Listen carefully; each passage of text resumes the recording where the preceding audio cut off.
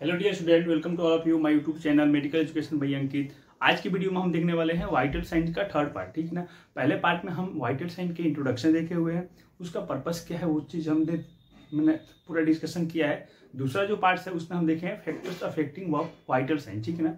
तो vital science को अगर हम यहाँ पे शॉर्टकट में बात करें तो हमारे बॉडी के जितने भी वाइटल ऑर्गन है, ठीक है ना, उसका स्टेटस और उसका फंक्शन कैसे कर रहा है हमारे बॉडी पे, वो कैसा असर दिखा रहा है, उसके बारे में हम पूरा वाइटल साइंस चेक करते हैं। ठीक है।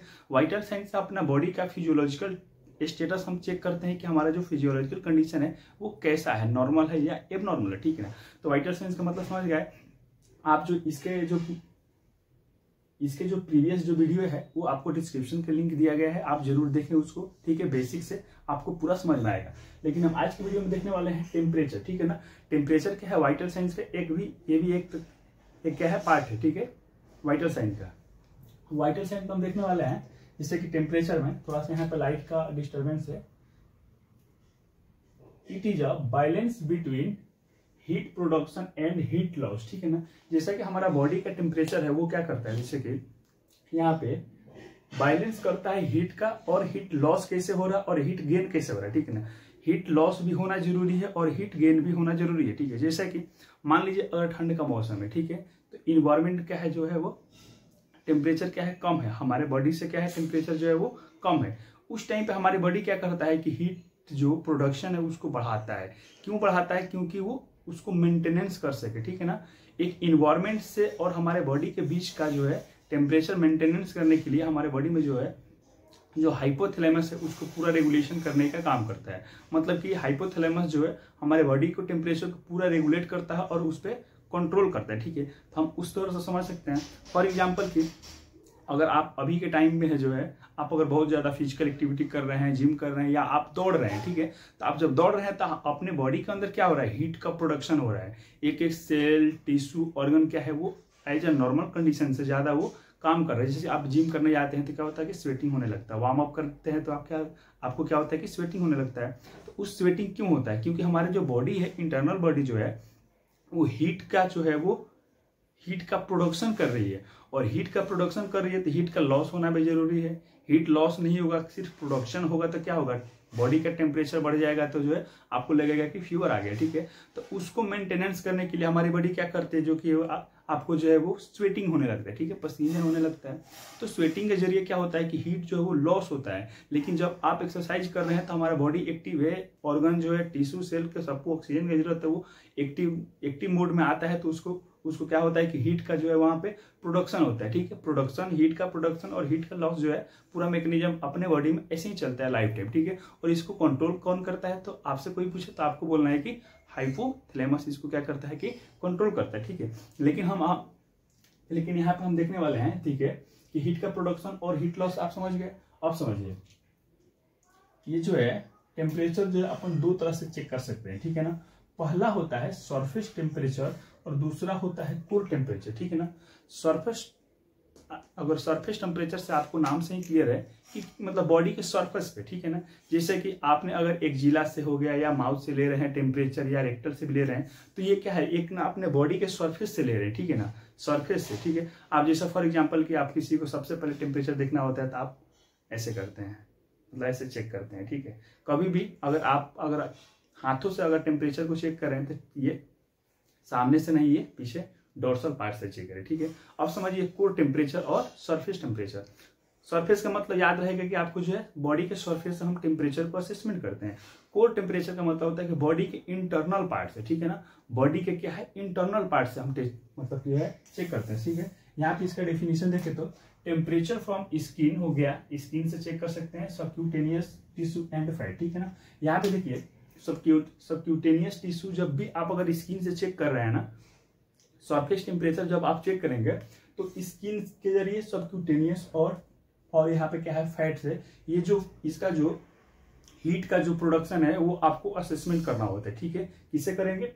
सबक्यूटेनियस और स्किन, और यहाँ पे क्या है कि फैट से असेसमेंट, जो भी हीट का जो वहां पे प्रोडक्शन होता है वो अपने में सरफेस टेम्परेचर के जरिए, जो आप नॉर्मली जनरली हॉस्पिटल में जाए या किसी को भी फीवर होता है तो अपन चेक करते हैं कि फीवर कितना है, कम है या ज्यादा है, असेसमेंट करने के लिए। ठीक है।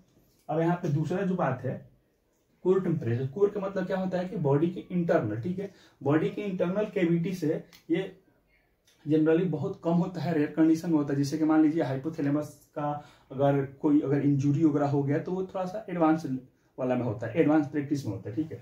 अब यहाँ पे देखिए टेम्परेचर फ्रॉम इंटरनल कैविटी, ठीक है ना।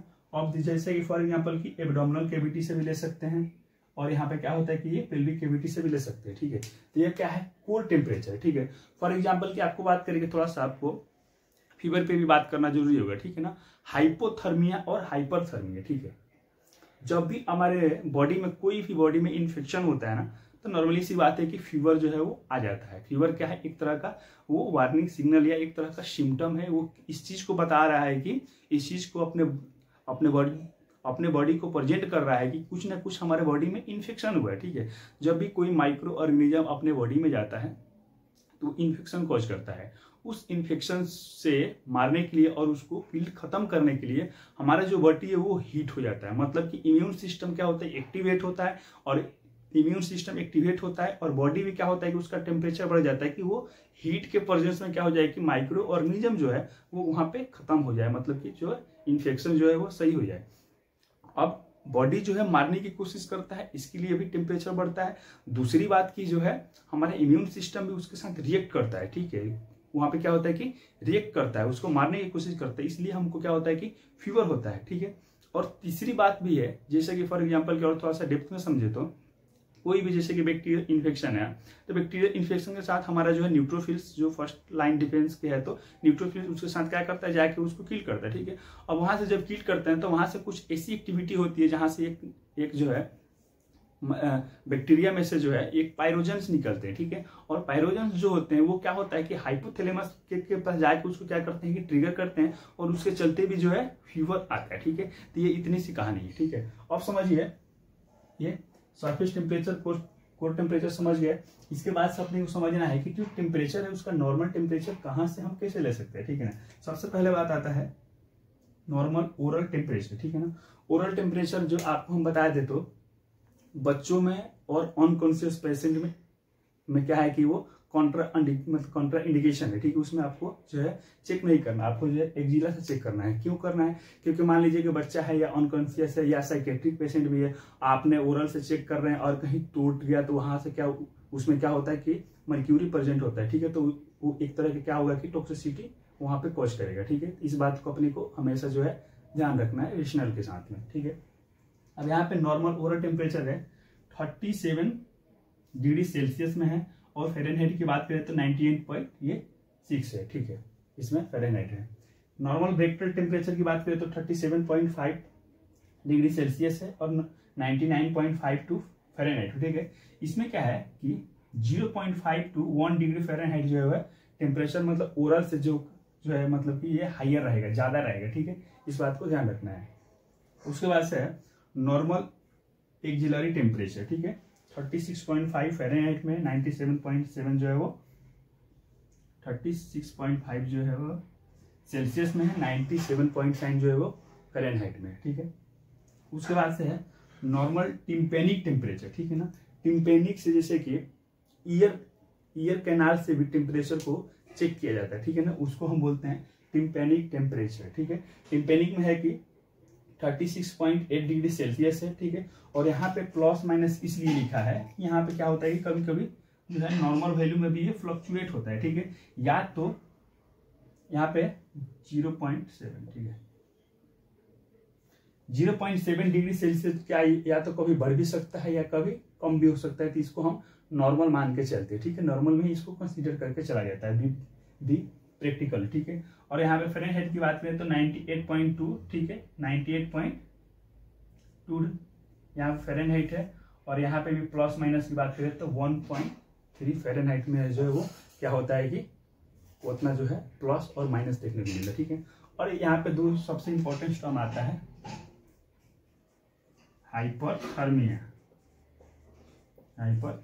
ठीक है, और दूसरा आता है हाइपोथर्मिया।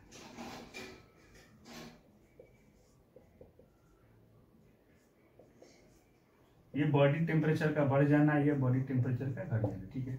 जब भी नॉर्मल बॉडी टेम्परेचर से अगर टेम्परेचर बढ़ रहा है तो उसको क्या बोलेंगे, हाइपरथर्मिया बोलेंगे, ठीक है। और बॉडी टेम्परेचर नॉर्मल है उससे भी कम हो रहा है तो उसको क्या बोलेंगे कि हाइपोथर्मिया बोलेंगे, ठीक है। हाइपर मतलब बढ़ जाना और हाइपो का मतलब जो है वो कम हो जाना, इस बात को ध्यान रखना है, ठीक है।